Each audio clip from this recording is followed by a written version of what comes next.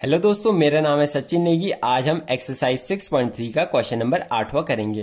दोस्तों, अगर आप चैनल पर नए हो तो चैनल को सब्सक्राइब करना ना भूलें। दोस्तों, हमारा 8वां क्वेश्चन हमसे कहता है कि समांतर चतुर्भुज ABCD की बढ़ाई गई भुजा AD पर स्थित E एक बिंदु है जिसका BE भुजा CD को F पर प्रतिच्छेद करती है।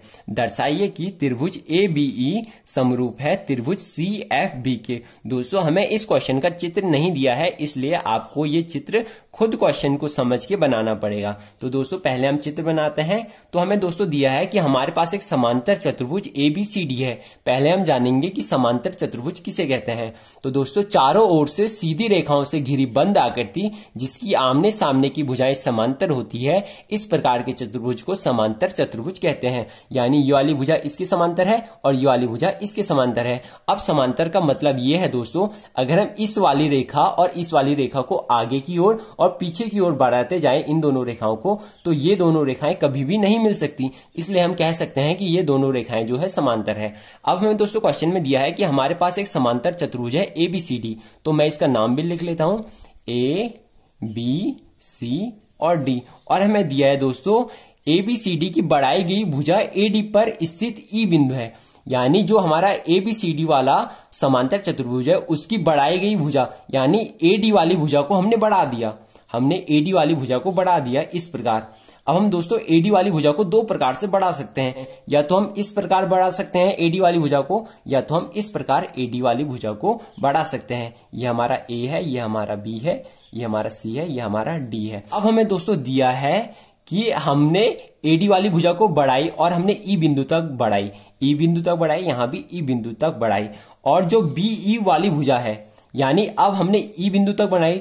अब जो हमारी BE वाली भुजा आ रही है, BE वाली भुजा ये आ रही है दोस्तों, तो यह CD को प्रतिच्छेद कर रही है। यानी BE भुजा CD को F पर प्रतिच्छेद कर रही है। तो BE भुजा CD को F पर प्रतिच्छेद कर रही है, तो हमारा ये वाला बिंदु F आ जाएगा। अगर हम दोस्तों इस वाले चित्र में देखें तो हमारी BE वाली भुजा CD को प्रतिच्छेद नहीं कर रही है, तो हमारा ये वाला चित्र नहीं हो सकता। हमारा चित्र केवल इस प्रकार से बनेगा।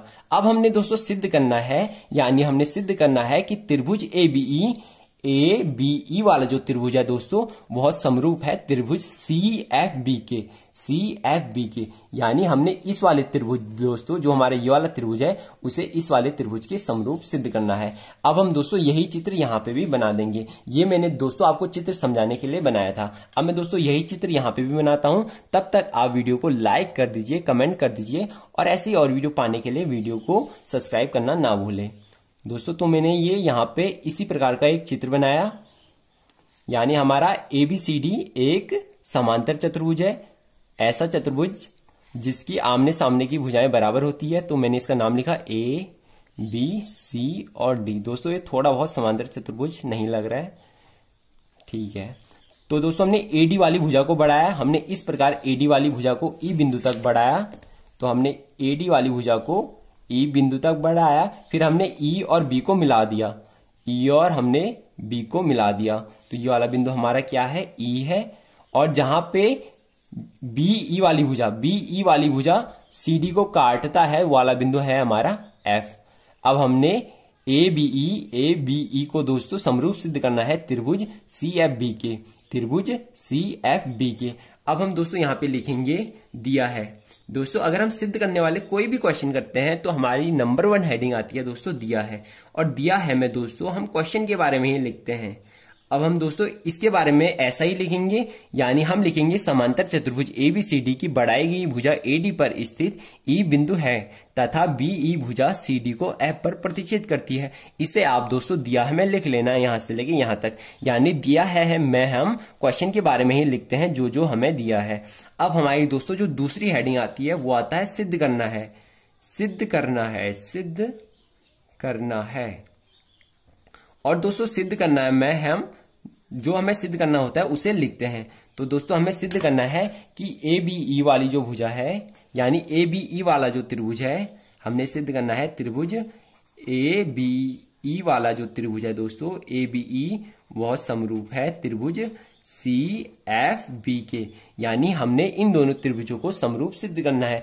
अब हमारे दोस्तों तीसरी हेडिंग रचना की आती है, पर हमें इसे सिद्ध करने के लिए इस चित्र में कुछ भी फेरबदल करने की आवश्यकता नहीं है। हम बिना फेरबदल किए ही इसे सिद्ध कर सकते हैं। इसलिए दोस्तों हमारी जो तीसरी हेडिंग आएगी वो आएगी प्रमाण की। हम रचना को छोड़ देंगे और रचना की आवश्यकता केवल वहीं पड़ती है जिसमें हम चित्र में फेरबदल करते हैं। अब हमारा दोस्तों तीसरी हेडिंग आएगी दोस्तों प्रमाण की। अब हमें दोस्तों इन दोनों को समरूप सिद्ध करना है, तो हम यहां से लिखेंगे कि त्रिभुज ABE तथा त्रिभुज CFB में आपने केवल इन दोनों त्रिभुजों को ही देखना है। एक आपने ABE को देखना है, ये हमारा ई वाला बिंदु है, एक आपने CFB को देखना है। तो दोस्तों समांतर चतुर्भुज की सम्मुख जो कोण होते हैं वह बराबर होते हैं, यानी जो ये वाला कोण है वह इसके बराबर होगा। यानी हमारा जो दोस्तों कोण A है दोस्तों वह कोण C के बराबर होगा। और आप यहां पे लिख लेना, यानी आप लिखना, चूंकि समांतर चतुर्भुज के सम्मुख कोण बराबर होते हैं, सम्मुख कोण बराबर होते हैं,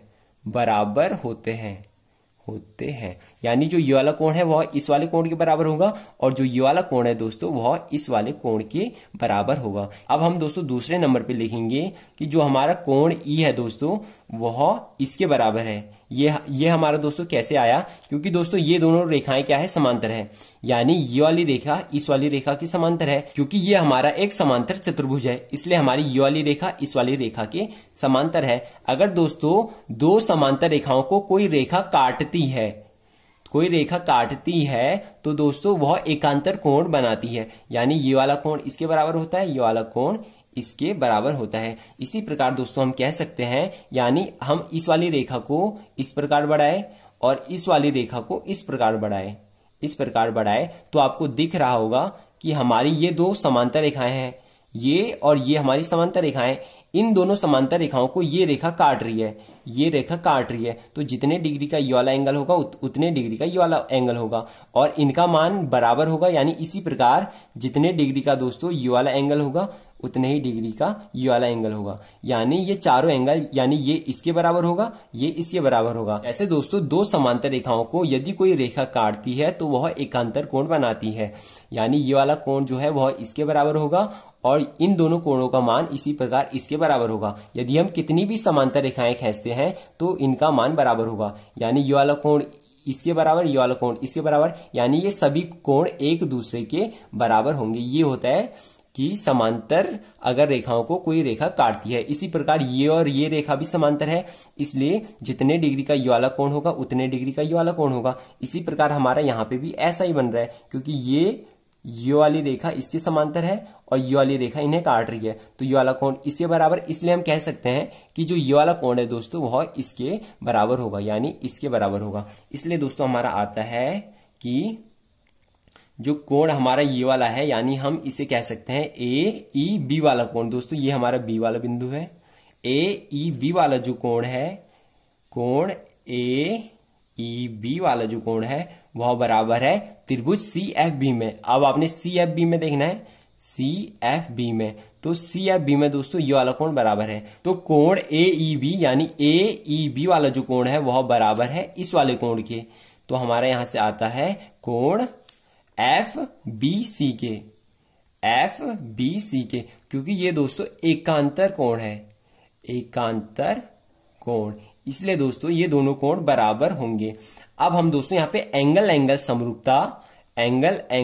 समरूपता, जिसे हम प्रमेय 6.3 भी कहते हैं, जिसे हम दोस्तों प्रमेय 6.3 भी कहते हैं, उसका यूज कर लेंगे। दोस्तों ये एंगल समरूपता हमसे ये कहता है कि यदि दो त्रिभुजों में दो कोण आपस में बराबर हो, यानी ये कोण इसके बराबर है और ये कोण इसके बराबर है, इसलिए यदि दो त्रिभुजों में दो कोण आपस में बराबर हो, इसलिए वो दोनों त्रिभुज जो है वह समरूप होते हैं। ये हमारा एंगल समरूपता, जिसे हम प्रमेय 6.3 कहते हैं, वो हमसे कहता है। इसलिए दोस्तों हमारा आ चुका है कि त्रिभुज ABE वाला जो त्रिभुज है दोस्तों वह समरूप है त्रिभुज CFB के CFB के, क्योंकि दोस्तों हमने यहाँ पे एंगल एंगल समरूपता का यूज किया, क्योंकि इन दोनों त्रिभुजों में ये वाला एंगल यानी ये वाला एंगल इसके बराबर था और ये वाला एंगल इसके बराबर था, इसलिए ये वाला त्रिभुज इसके बराबर हो जाएगा। और दोस्तों इसको ही हमने सिद्ध करना था। दोस्तों ये क्वेश्चन जितना ज्यादा टफ आपको दिखता है, ये क्वेश्चन उतना ज्यादा टफ है नहीं। अब हम दोस्तों क्वेश्चन को एक बार और देखेंगे कि आखिर हमने इस क्वेश्चन में किया क्या। दोस्तों नंबर 1 चीज, आपको ये चित्र बनाना आना चाहिए।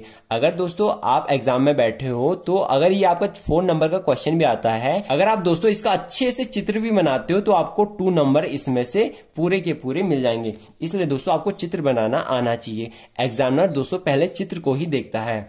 तो दोस्तों हमसे क्वेश्चन कह रहा था कि हमारे पास एक समांतर चतुर्भुज ABCD है, हमने ABCD की AD वाली भुजा को बढ़ाई, AD वाली भुजा को बढ़ाई।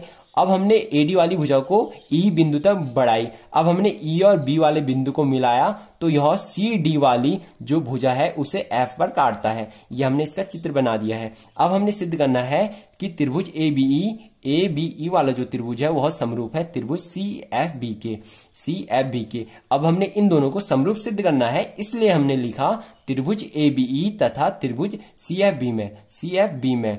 अब अगर आप दोस्तों इन दोनों को देखोगे तो समांतर चतुर्भुज के सम्मुख कोण बराबर होते हैं, यानी ये वाला कोण इसके बराबर होगा। इसलिए हमारा आ चुका है कि कोण A बराबर है कोण C के। और हमारा दोस्तों आया कि कोण AEB यानी जो कोण AEB वाला जो कोण है दोस्तों वह बराबर होगा कोण FBC के, कोण FBC के, क्योंकि ये दोनों दोस्तों एकांतर कोण है। अब हमने दोस्तों यहाँ पे एंगल एंगल समरूपता का यूज किया, जिसे प्रमेय 6.3 भी कहते हैं। इसके अनुसार यदि दो त्रिभुजों में दो कोण आपस में बराबर हो तो वो दोनों त्रिभुज जो हैं वह समरूप होते हैं। दोस्तों एक बात हमेशा ध्यान रखना कि जो एंगल एंगल समरूपता है उसे एंगल एंगल एंगल समरूपता भी कहते हैं। दोस्तों आशा करता हूँ कि ये वीडियो आपको बहुत ज्यादा अच्छी लगी होगी। अगर ये वीडियो आपको थोड़ी सी भी अच्छी लगी हो तो प्लीज इस वीडियो को लाइक कर दे और ऐसे ही और वीडियो पाने के लिए चैनल को सब्सक्राइब करना ना भूले। Thank you, have a nice day.